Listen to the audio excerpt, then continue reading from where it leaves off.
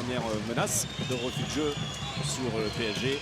Et c'est Sander Sagosen qui dégaine le premier dans cette partie, le premier but. Longue distance au bout du refus de jeu.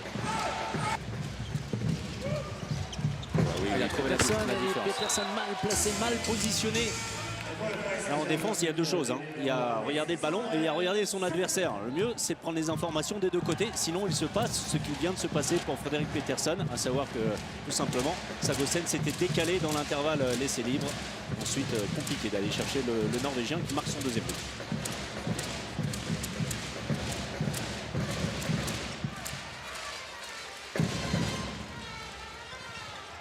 Il a récupéré le ballon. Edgar Kiechnik. En plein cœur de la défense parisienne.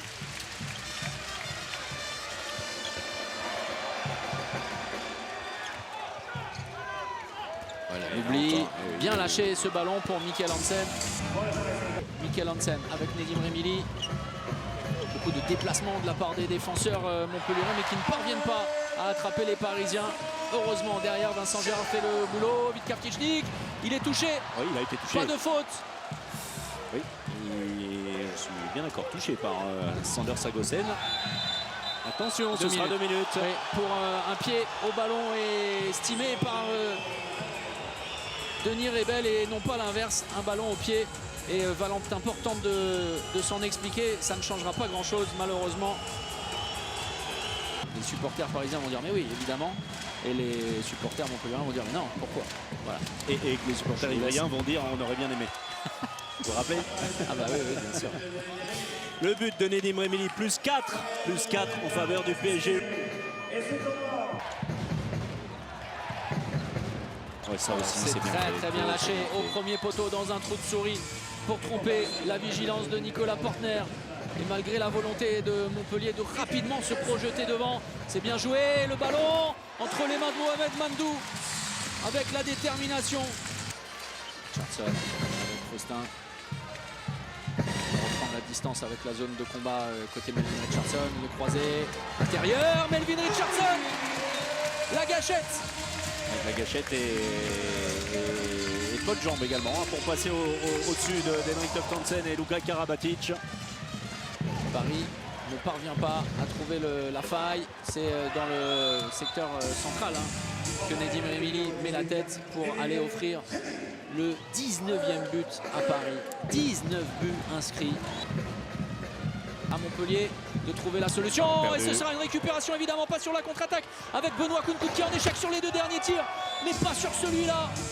Mais sans doute un tir direct pour c'est trop Chalovicius. Et le dernier arrêt de Thierry Omeyer, on va en rester là, plus 7 à la pause, 20-13 en faveur de Paris. Melvin Richardson, changement de position avec Valentin Porte, feinte de renversement, le premier temps fort et l'arrêt de Thierry Omeyer. Oh, la récupération à haute altitude de Valentin Porte qui sonne la charge. Bravo. Et attention, parce casse. que c'est une partie de bowling avec Luka Karabatic et Sander Sagosen au sol sur cet énorme temps fort.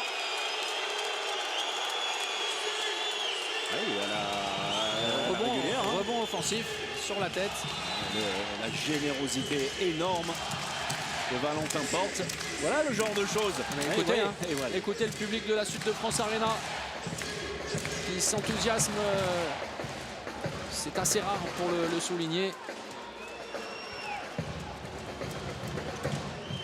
Le rythme qui va être cassé volontairement par les Parisiens.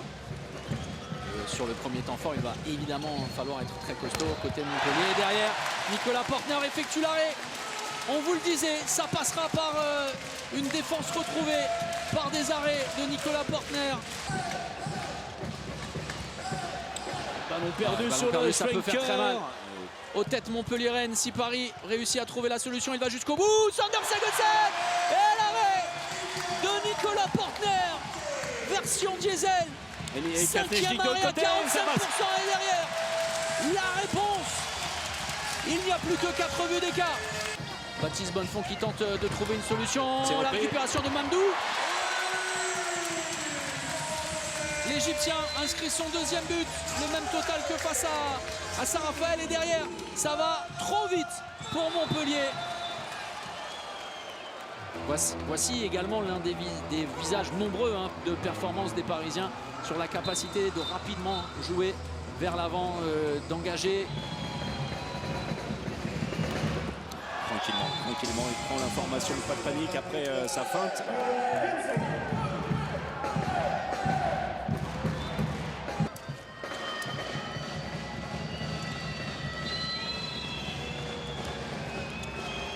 Oh là là là là le là spécial. là. Enfin, le spécial. C'est-à-dire qu'il y en a à peu près 20-25 des spéciaux. Celui-là fait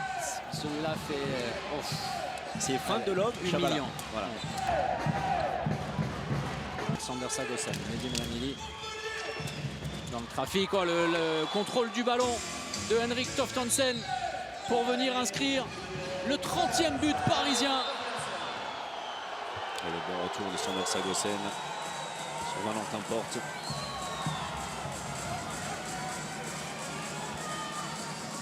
Paris, meilleure attaque du championnat de France avec 31 buts en moyenne.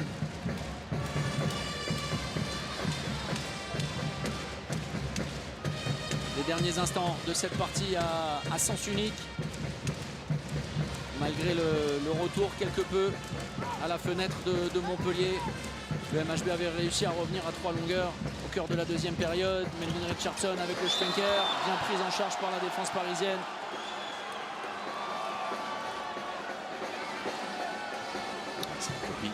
Vraiment très propre.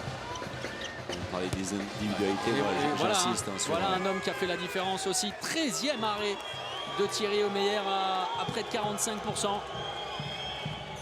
Lui qui a souvent raté ses rendez-vous à l'Arena face à Montpellier depuis son arrivée à Paris. Eh bien, vous lui direz, il viendra nous voir après le match. Vous lui direz, texto, exceptionnellement, vous avez été bon ici dans cette salle. Non, il a été très bon, voilà, et c'est un match peut-être particulier pour lui également. Hein. C'est peut-être son dernier match ici dans la salle de Montpellier. Nedim Remili pour conclure son récital. Paris a été trop fort pour Montpellier ce soir. Et le PSG désormais passe devant Nantes après ce succès sans commune mesure, autoritaire et déterminé. Avec ce dernier but, le calice jusqu'à Lali. Succès du PSG 32-24. Paris est seul leader de Lidl Star League.